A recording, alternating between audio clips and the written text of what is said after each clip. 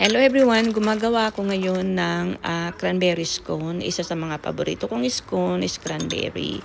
And gumamit ako ng 2 cups all-purpose flour, 1/4 unsalted butter, at hinalo-halo ko ang butter. Anyway, yung ginamit ko palang butter ay yung cold o yung matigas para maganda yung texture ng scone nyo. Kailangan matigas na butter yung gamitin nyo at gadgarin nyo na lang o ihiwa-hiwain sa maliliit.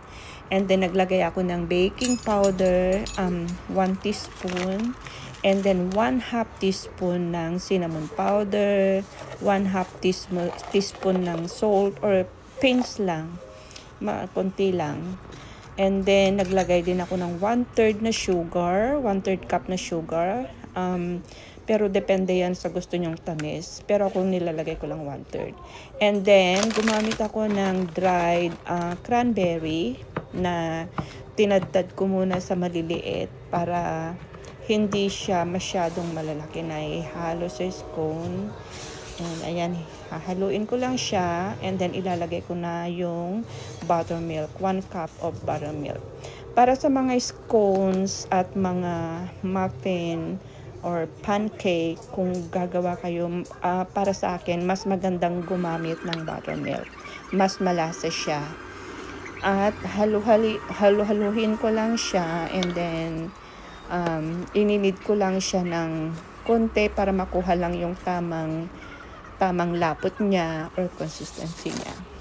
So, mag-brush ko lang siya ng ganyan and then ininid ko lang siya ng konti.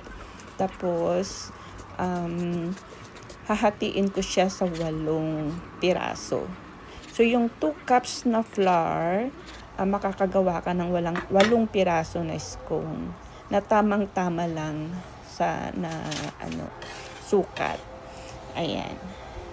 And then, pagkatapos ko siyang hati-hatiin para maganda yung kalalabasan ng scone, habang nire-reheat ko yung oven, ilalagay ko muna siya sa fridge ng 15 to 20 minutes.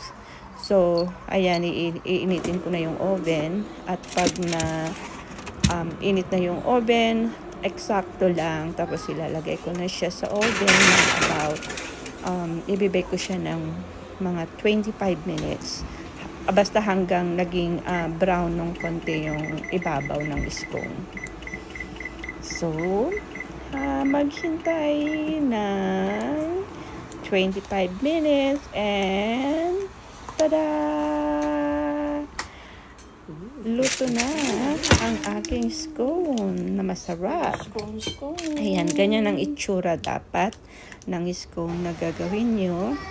And then, try natin. Masarap siya sa kape.